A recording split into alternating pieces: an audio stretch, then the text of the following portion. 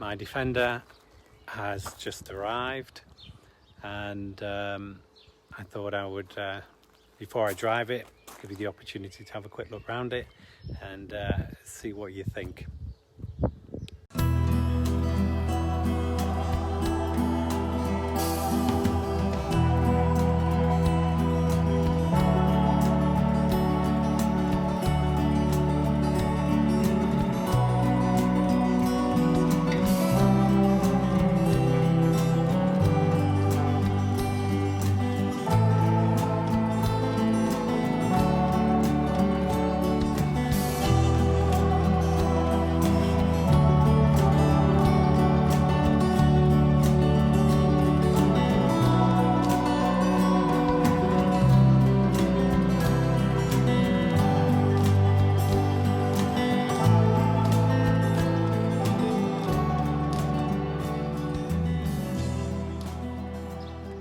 So here it is, Land Rover Defender, literally just arrived today, and it is the first edition spec with a few extras on it.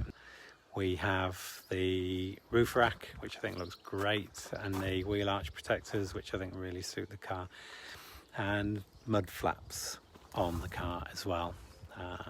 There's also a deployable tow bar, which I've added, which was factory fitted. The other parts were a dealer fit, surprisingly, and yeah, it absolutely looks amazing. Let's have a quick look inside.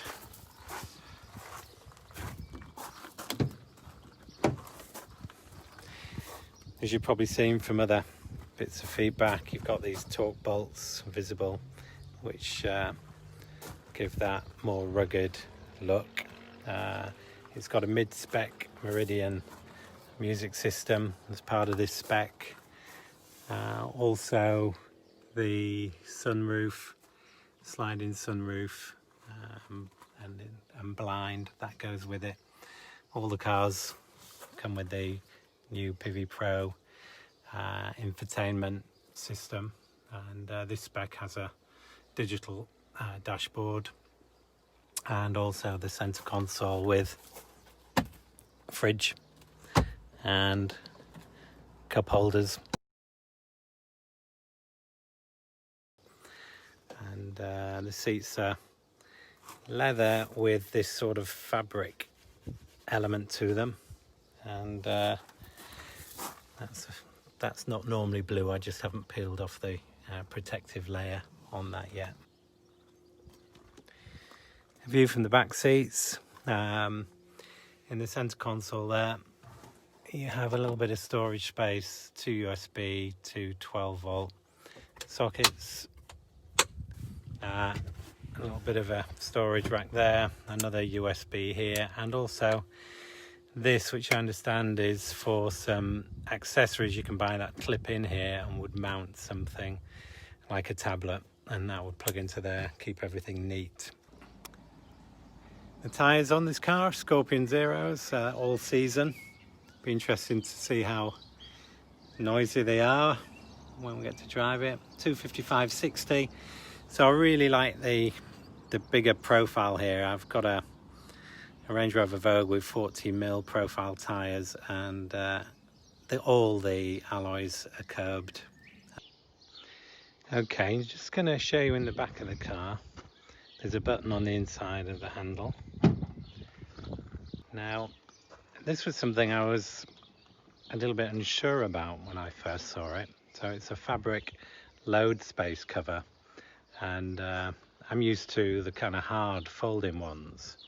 But what I really like about it, having seen it now close up, is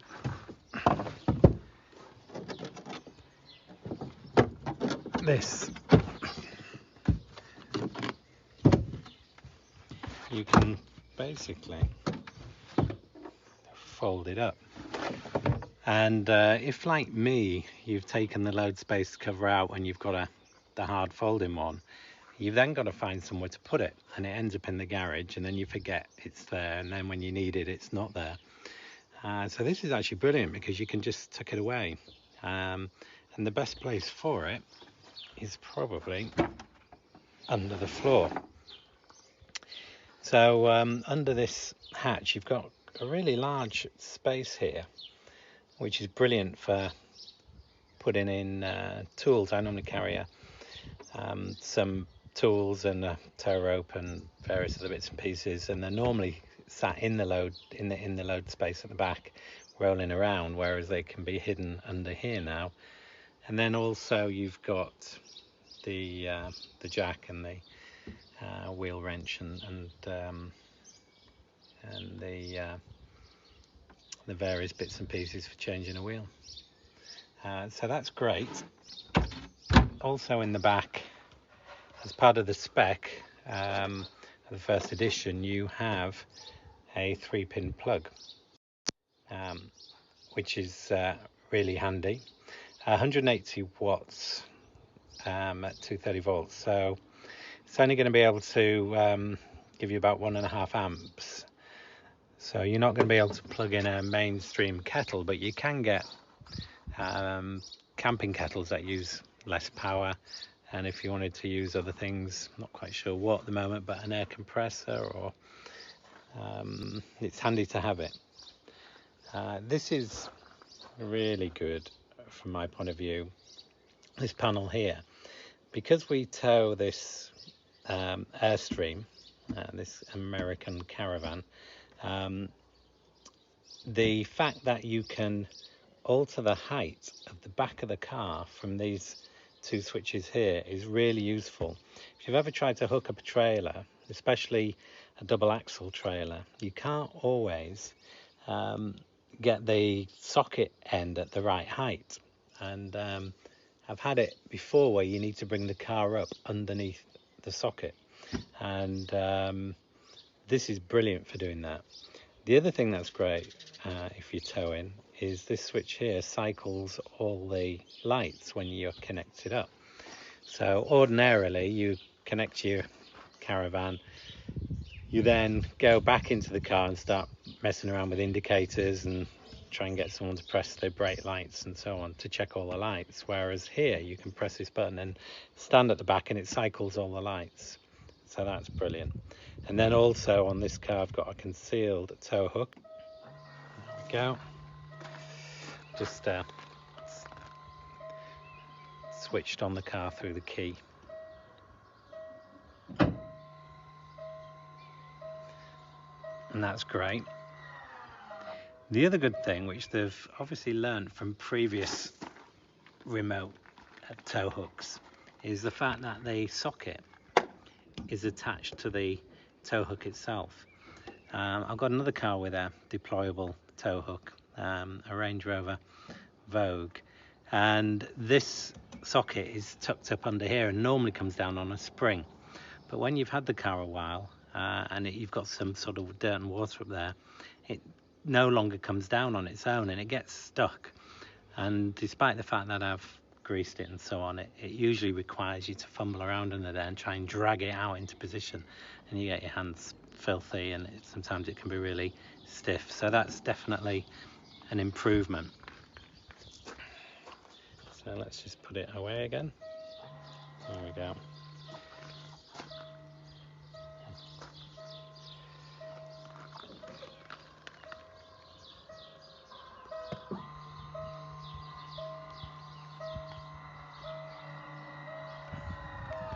And away it goes. What I really wanted to know was, would the rear seats fold flat? And they do. There's two options. You can do that just to create a little bit of space, but if you want them to fold flat, and it's really useful if it does, then you can lift this up and then fold the headrest down and then move that down, and then the seat folds fully flat. And to me that is really important, and if you've ever had to load something big and flat into a car, you know how useful that is to have that fold flat, and it does the same on that side. We do have built into here a kind of shelf and cup holders for when you've only got two in the back, and that's good. And as we said before, that folds flat. if you need it to, or can just fold down if you want to just pass something through it. Okay, so here we are with the seats folded flat, and you get a ton of usable space. Okay, going into the driver's side, let's have a quick look. So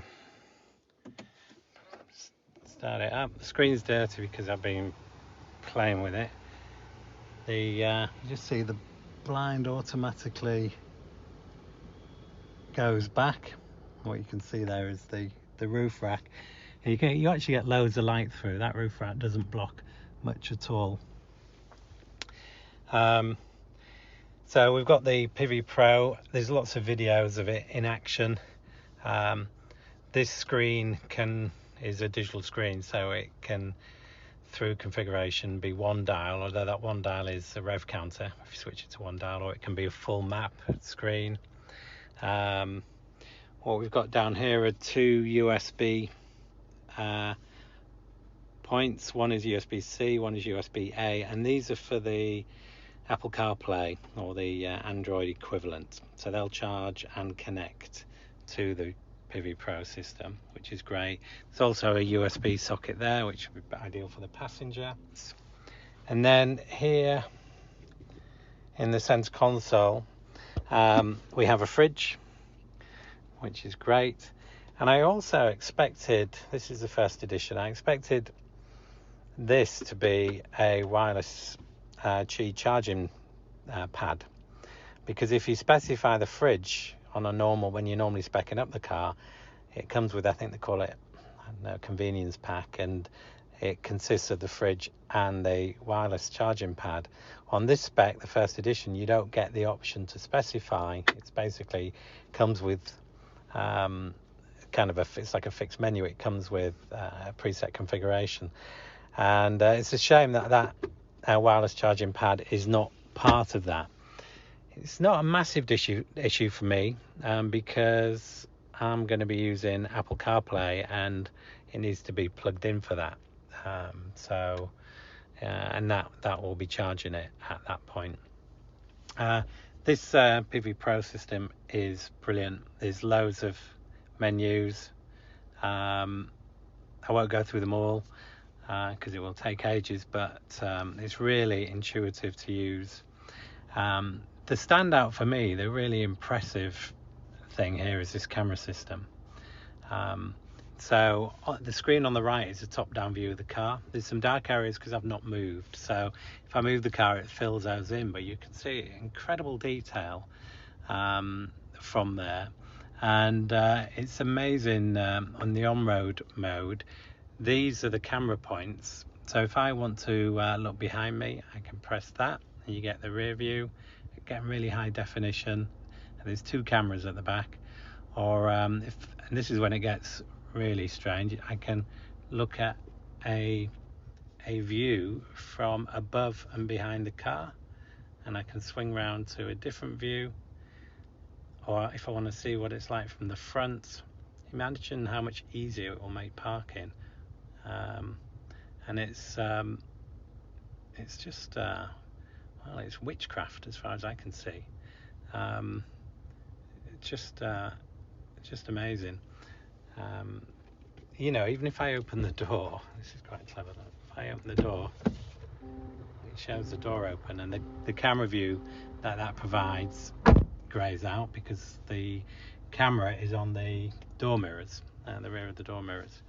So that system is brilliant, and in terms of parking and maneuvering and so on, it's fantastic. And you have an on-road mode, an off-road mode with additional functionality, and that view through the bonnet. Now you won't see that at the moment. You see it's greyed out. What that does is, if I was moving forward, you would get a camera view delayed to fill in this space here from the front camera. So it times it, so when the camera films it, and then when it gets underneath the car at the right moment, in line with the wheels, you can see where your wheels are in relation to the terrain, which is just brilliant. And then also on here you've got some extra tow-in functionality. You can deploy the tow bar and so on, and I've added advanced tow assist, which I haven't set up yet, which allows one of these dials, when the caravan's plugged in, to control the steering, and you steer the caravan, not the car, and the car steers itself and does all the counter steering and so on. And if you've ever reversed a large trailer or caravan, it can do your head in a little bit until you've practiced it enough. So this is a really great way to be able to reverse quickly and confidently whilst towing something significant. But if the car is full of people or equipment and it blocks your rear view, you can just switch to that, and then you get a camera view, and this mirror becomes a screen. So this is called, I think it's clear sight rear view mirror, which is a great thing to have if you've ever tried to drive without a rear view mirror, because it's blocked. It can be quite awkward. So that's brilliant. Everything else is just really neat. This is metal, and this is a kind of soft material. Don't know how hard wearing it will be, but it feels a bit like foam. It must be more than foam, but that's nice. So all in all, really impressive. So the question a lot of people are asking at the moment, is it really a Defender? And I think the answer from my point of view is probably yes and no. I think yes, because it's Land Rover's most capable off-road car in terms of new production, so that must put it in that category. It's got some elements that mirror parts of the Defender, which work really well, and it's cool. It looks really cool. I've got a couple of friends with the original Defender, and I really love that car. I used to have one, 2005 from new, and they call this car, one of them calls it a Pretender, another one calls it an Offender. I don't really mind what people call it. For me, it's the perfect car because it does everything really well: off-road, on-road, space, looks cool, and has loads of tech, which I really appreciate the tech. So it's perfect for me. And I had 3 of the boxy Discoveries, and in market terms, I think this is probably the natural successor to that. And when the Discovery changed to the kind of curvy shape, it lost me completely at that point, and I moved to a Range Rover Vogue, and missed the space and the practicality of that car.